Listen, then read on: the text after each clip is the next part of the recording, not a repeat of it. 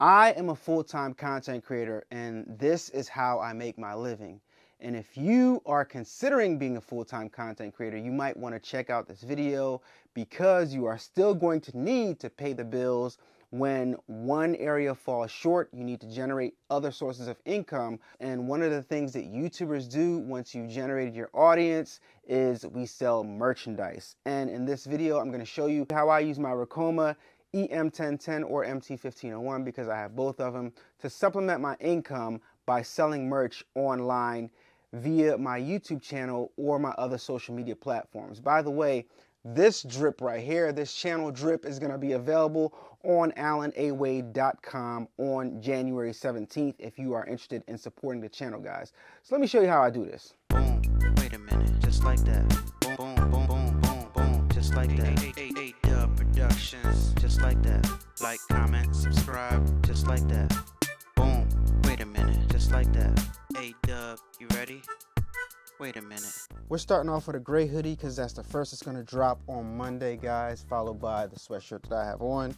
But a lot of people get this part wrong. Hooping is one of the most important parts, especially when doing embroidery. You see I'm using the mighty hoops. I'm not using the hoops that came with the machines. I'm using the mighty hoops, and they are worth it. They are less stressful, and they take everything, they save a whole bunch of time. And people mess up on a stabilizer also. If you're gonna wear it, then you should use cutaway stabilizer, all right? And in my case, I double up on the stabilizer because I want mine to stay very, very stable. Normally I use the Hoop Master station with my with my mighty hoops, but for some reason I like to lay the sweatshirt down, and I like to just line it up by sight. I like line it up underneath, and I feel the collar where the top part is. Then I measure with my fingers, and then I measure with the seams of the clothes, and then when I feel like it's in the center, just drop it on there. All right, so I like to roll mine up like this, and then I slide it in there, then I move it around. You can see the inside, it's nice and hooped, nice and good. You guys can barely see that, but we're gonna go put it in the machine. Let's go put it in the machine.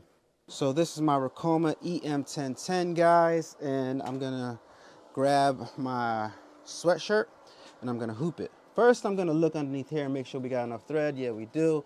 Bobbin thread, we do. And I'm gonna hoop it. Make sure you open up that neck and feed that through. And I like to sit it on the clamps. And when I'm hooping my sweatshirts, guys, especially on this machine, I just open up the neck nice and wide, then I pull it all the way back, because I don't want any of my material to get caught underneath here, because you don't have that much space. And when I started making these videos with this commercial embroidery machine, a lot of people, I don't know if they were upset that I went with Ricoma, but I'd made a lot of videos showing you guys, defending my decision and showing you guys that the machine works. But showing and proving time is done. It's time to get to the money. The naysayers and the people that want to debate machines and all that, do what you want to do. I'm going to get to this money, and whoever wants to get to this money with me, I'll show you guys how to do it. Let's dive into it. Reach around the back right here, turn my machine on. The machine's so nice, I bought it twice. All right, this is the screen of my EM. I'm just going to go ahead and navigate to the design I want to embroider. I'm going to press the file button. It's already saved on the machine, so I'm going to go ahead and navigate to where the machine is. It's this one right here, I believe. Yes, that's it. I'm going to press OK, and it's going to load that machine up, that file up on the screen. Make sure I got my right color saved. I'm going to change this because last sweatshirt I embroidered was the one I have on right now.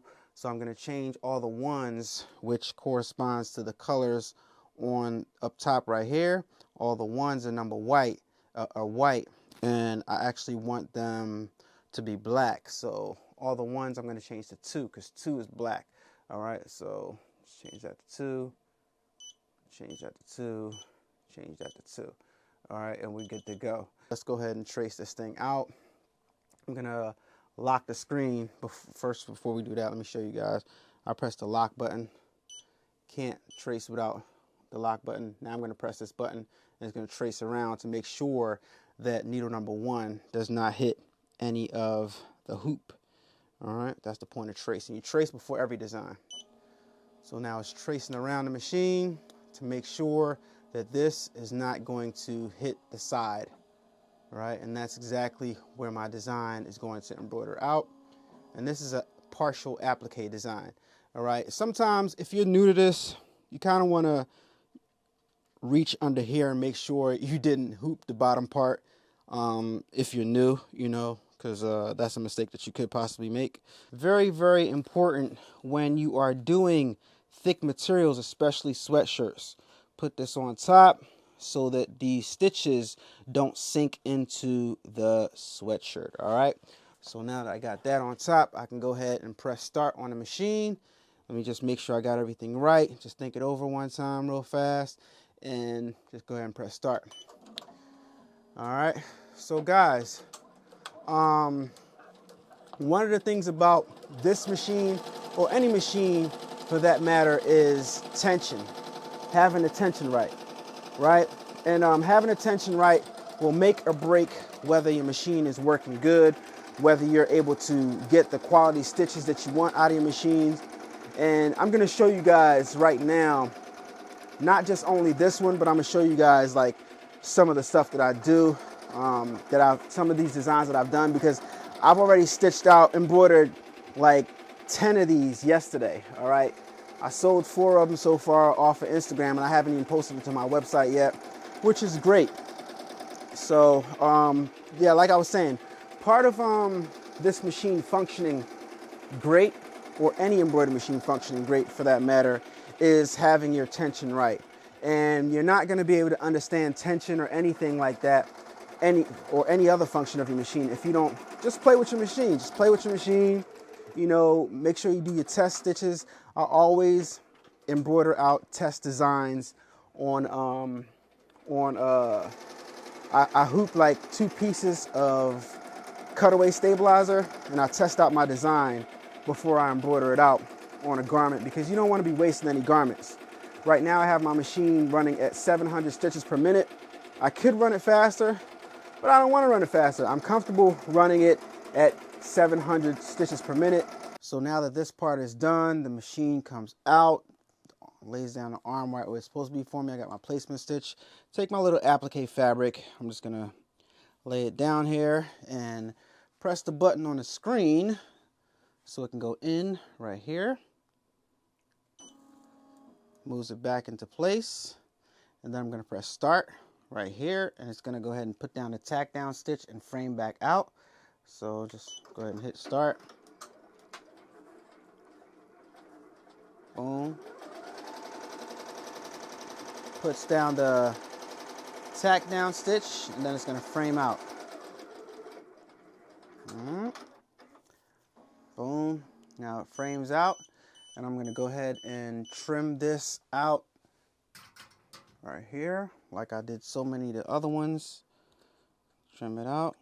After I'm done trimming, this is what I got. I'm gonna go ahead and press that button again to put it back in. And right before I start stitching, I'm going to go ahead and take some of this stabilizer stuff right here. I'm just gonna rip some from right here from my design and go ahead and lay it over top and reuse that right there. That's how we recycle. Now we press start, and then this is gonna start to embroider, right? Because we are still embroidering on the sweatshirt, so we don't want anything to sink in, all right? And you guys see right here that YouTube play button should have been white, but it's black. It's okay. It's okay to mess up one shirt, but overall, it's still dope. Still an awesome design. Still came out how it's supposed to come out.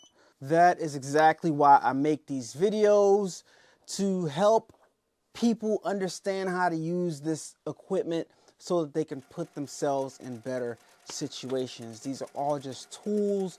These are assets. These are tools that you can put in your toolbox, and you can use these tools to change your situation. And that is all that I try to do, try to show people how to use these tools to the best of their ability along with your creativity and your mind, so you can create jobs and opportunities for yourself. So powerful, guys. Thank you so much for watching. Don't forget to subscribe. Buy yourself some channel merch. Help support the channel. Use my Ricoma link down in the description below if you'd like to purchase one of these machines, or a bigger one, the MT1501, or if you want to purchase a DTG machine, a Ricoh RI1000. Going to be doing a DTF video on that very, very soon, so stay tuned. I'm going to be doing some videos on the white toner printer. We just finished our training. I had to pause making this video and do my training from Ricoma. And that's the one thing I like about Ricoma, is because they don't leave you high and dry when you get your stuff, right? They give you training on each of these different machines.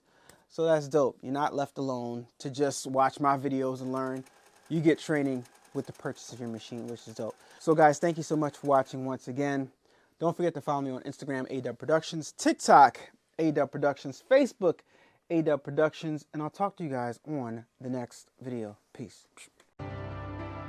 Turn up that, crank it up. Why listen to the rest when you're rocking with the best, baby? This right here, this right here, this right here.